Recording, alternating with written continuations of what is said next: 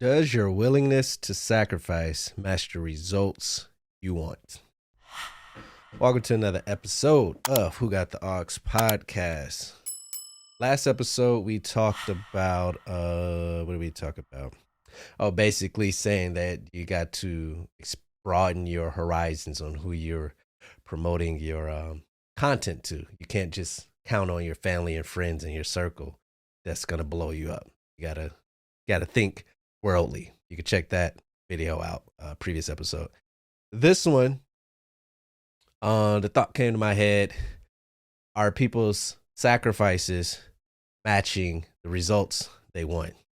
I know there's a lot of Illuminati talk and a lot of, not that sacrifice, not goat heads and blood and human flesh. No.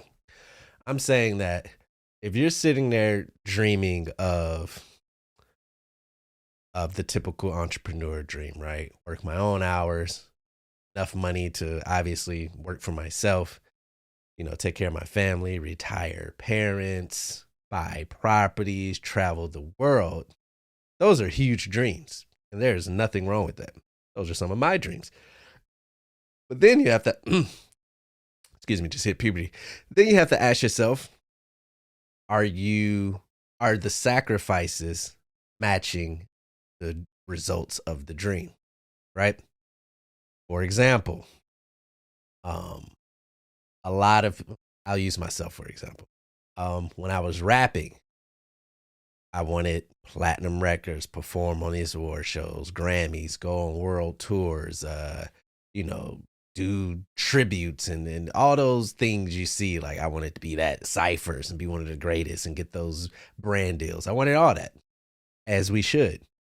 I was working a little bit. I would make songs every day. I was recording my own music, but I wasn't on social media correctly. And I wasn't in the streets per se. And you got to choose one. There are some people who are good with going to the clubs, being in the scene and networking. And some people are better at doing it online. I wasn't doing any of that because I'm not as much. I'm a talkative person. I'm very comfortable around people. I'm very comfortable where I go, but I just don't like the face-to-face networking. At least I didn't at the time because I didn't have any real product or any real, knowledge of what I was doing. So I can understand why I didn't like it then. Now it would be different. I feel comfortable talking about things, but I wasn't doing it in real life. And online, I was doing what most people think works. Post one song and, yo, check me out, share. I'm tagging you. I'm going to your DMs. I'm just invading your personal space for my personal gain, right? And that's all I would offer. That was it. There was no visuals. There was no, freestyles. There were no bar breakdowns. There wasn't any just real life stuff to balance out me asking for things so people don't feel like I was using them. There wasn't any of that. And I thought, cool, I posted my new song on SoundCloud. I made a clip art for it. I did a countdown. 10 more days till it dropped. And let me tell you people something about that. Again, talking about myself. Us up and coming people, countdowns ain't it. I know we try to model ourselves after what we see, when Beyonce does a countdown or drops a hint, or Kendrick. Notice I'm naming worldly entertainers. They have the luxury of doing it. They've worked hard. They have the luxury of doing it. We do not have the luxury to tell someone that a new podcast is dropping in 4 days. I used to do that on my old show. New podcast dropping Monday. We talking about this. That was on Friday. We recorded. People go live their lives the weekend. The last thing somebody is thinking about on a Monday morning is unknown people's podcast or music or anything else. No. You have to understand that each time you get someone's attention, you have to capitalize it. You know the phrase, first impressions last a lifetime? Every time we post is a possible first impression. So when you go Friday and then Saturday and Sunday, those are working days. I know in the corporate world, we're off. There are no days off when you're doing this. At least when you're up and coming, when you don't have the luxury to take days off. You've lost people's attention span. That Friday, when you're telling people something is dropping, no, drop it on Friday. And then talk about it on Saturday. and then post a clip on Sunday, and then Monday drop it. You know what I'm saying? Like, you have to take advantage of the attention that you get, and a countdown is not it. I just want to say that. But back to the sacrifices towards the results. I wasn't doing enough. I've said this in many videos. You know, the path I'm on now, the seriousness I've taken with this podcast or with my content. I'm not even a podcast. I'm a content creator. I see the work that I put in. I see when I'm working on weekends, when I'm working on vacations, when I'm working early in the morning, when I'm working late at night, when I'm editing, when I'm doing things before I actually go out. That is the dedication. And I know it because I thought I was doing something before and I wasn't. And I'm okay admitting that, you know, accountability gets you far. I just posted that video as well. But your sacrifices have to match the results. If you're going to half-ass do something, then don't be surprised when you get half-ass results. Sounds obvious, right? But you'll be surprised. I've seen people. I'm aware of people who do bare minimum, maybe less than that. And then when something comes out, they expect the world to go crazy. And I'm like, I know where you are mentally, because that's where I was. I thought that I can do nothing, have no presence, have no type of build up, no type of nothing. And then people would just support. And, you know, once you're realistic with yourself, you understand that there's 100 million of views. There's 100 million people dropping a podcast like me today. It's probably talking about the same topic today. I'm not doing anything original. I'm not saying anything original. What's original is my presentation. That's where the originality come in. If you're rapping, 9 times out of 10, you're saying something we heard before, or a version of it we heard before. If you're dressing a certain way, you're probably dressing like one of the rappers we know. There's nothing wrong with that. But your originality comes in the presentation, in the marketing, right? You can market and present a certain way, but at the end of the day, it's never the same because it's you that's involved in it, right? You can rap the same bar, but you're not going to look the same as someone else when you're putting out your work, or when you're talking about, you know, where you're from, or getting to know your audience, or those things, right? So the originality comes into marketing. If you're not putting in that type of effort before the product comes, then you can guarantee that it's not going to get the support. And it's not even maliciously. I don't think people are maliciously like, nah, you ain't even showing up, I'm not supporting. It's, think about how much content stimulation is out there.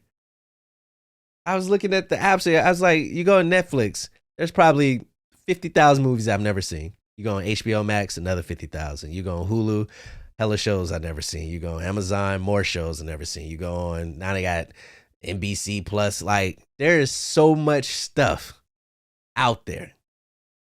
And that's what we have to keep in mind as content creators, is that you're competing with the best in that field every day. Once I say I do a podcast, majority of the people's head immediately gets triggered. Joe Rogan. Joe Rogan's one of the best that's doing it. Joe Rogan's making hundreds of millions of dollars. He has on some of the best guests, the best shows, 2-3 hour shows, right? And that's why you see a lot of podcasters do 2-3 hour format. I'm not, because I'm not built to, I could do it, but it's not built. It's not conducive to what I'm doing, right? I'm trying to get attention, get the point across, get in, get out early. But once I say I do a podcast, there's no entry level.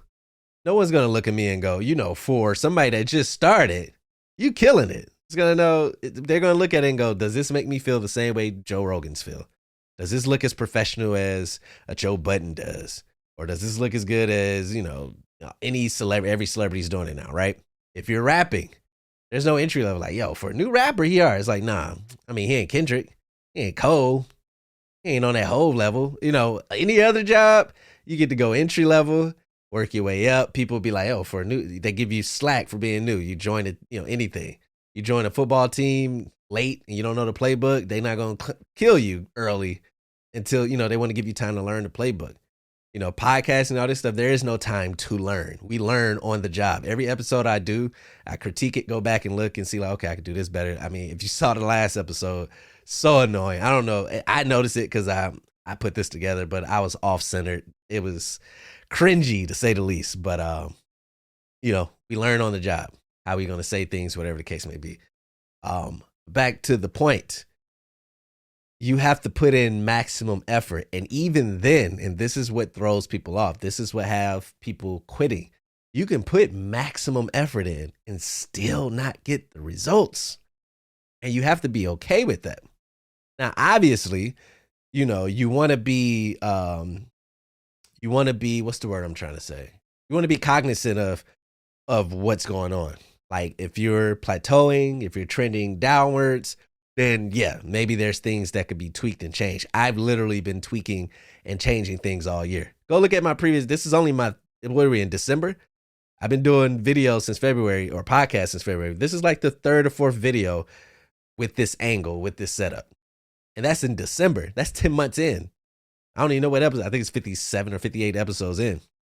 I'm always looking to be like, okay, this is good, but we can make this better. This is better. How can I do this? Move stuff around. Like that's how you make sure you're not just psychotically doing the same thing. Cause some people get caught up in, I just got to show up. Like as long as I'm putting out content on content, and it's like, yeah, by sheer numbers, you'll get some followers, you'll get some subscribers, and you'll probably have to put out 700 videos to get 400, 500 followers. I mean, nothing wrong with that, but you want to start trying to make your attempts high percentage. Every time I put a video out, I want a high percentage shot every time. That's where you work towards. That's where the sacrifice comes in, the hard work. You don't get to this point of making a high percentage shot by not going in the gym and practicing your shot. Basketball season. Shouts out to my Grizzlies too, man. Spank the Bucks. I think we number one in the West right now. I can't wait to see Golden State on Christmas. But anyway, you can't expect to get a high percentage shot. You can't expect to perfect the jump shot, perfect your content, your video, perfect your vocal projection. I don't like my posture. Anyway, you can't expect to do these things. You can't expect to do these things without putting in the work. You're not going to be able to put in the work without sacrificing, because unless you're able to live off of somebody else's money, or you're making money without having to spend 8 hours of your day at work, you already, you know what I'm saying? What do you get? 24? You hear that? You sleep. I mean, you work 8, some overtime just to make ends meet. You probably sleep 6 or 7. You got to get dressed, blah, blah, blah. Somewhere, that little free time where you want to binge watch, that little free time where you want to go out, where you want to do things, where you want to hang with your friends, kick back, watch the games. Those are the times where you're going to have to sacrifice and perfect your content. I've been in this room many times with football games on, with the Grizzlies playing. I just hear it like, oh, okay. Can't watch it. I can't sit on the couch for an hour. How can I sit on the couch for an hour when, I'm not where I want to be? So those are like minor sacrifices, but then, there's bigger ones, obviously based off what you want. If you're doing something for a hobby, you might not have to sacrifice as much. Do something for a career change, for legacy, for income and all that. The bigger the results, expect bigger sacrifices and get comfortable with it. Like I think the one reason, and I'm speaking on myself, I always have to say this. The one thing that I realized is that kept me from like really diving in was the false fear of what I was missing out on. Right? It's kind of like a man not getting married because he feel like there's something else out there, or whatever the case may be. But see, what you have to do is accept your situation. And I tell people this all the time. Oh, I can't wait to do a Valentine's Day episode. There's always going to be a younger, prettier woman, bigger boobs, bigger butt, smart, smells good. That's it. It's always. You'll be chasing that forever. What you have to do is find someone who fits the mold of you want, or even if not, y'all can work towards that. That's a relationship episode, and be okay with that, and take in, this is my situation. This is where I'm going to water. I'm going to grow this, and not be like, but what about that? What about this? It's the same thing with this content. It's like, I have to accept the fact that, yes, I can go out. Yes, I can sit and watch. I can do that. Nothing's stopping me. I work. I make enough money to make ends meet. I'm fine. But if I want what I dream about, and what you dream about, and what we imagine, and what we try to manifest, and what we see, and we want to make changes and really do stuff, then I understand I have to change up what I do. And I forget the result. Maybe Theodore Roosevelt. I'm just going off the top of my head right now.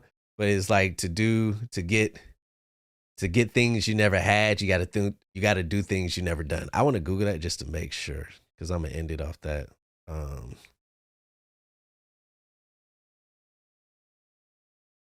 Never had, do things, blah blah blah.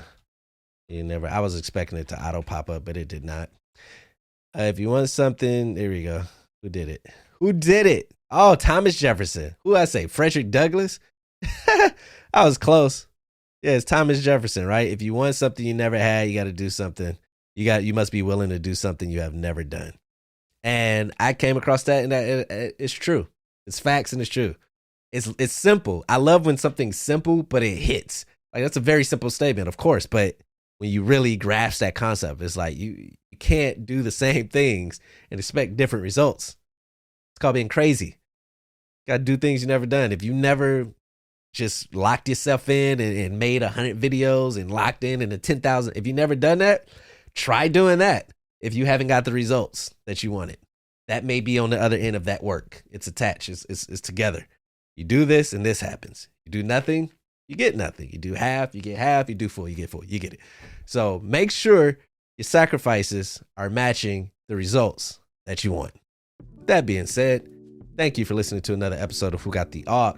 All audio from all previous episodes is on WhoGotTheAux.com. And I say that because I didn't start doing videos to like episode 27 or 30. So those first 25 are only on WhoGotTheAux.com. For everything else, videos, TikToks, funny, shorts, reels, talking heads, how-tos, inspiration, all that, YouTube, Instagram, TikTok, and Facebook, Who Got the Aux, one word, Twitter, Who Got the Aux _. Again, I appreciate y'all listening. If you follow, if you subscribe, if you share it and comment, I appreciate it all. Even if you disagree with me and you said, hey, it's all about conversation at the end of the day. Being right is a perspective. I like that. I think I just made that up. Anyway, I'll see y'all at the next episode. Talk to y'all later.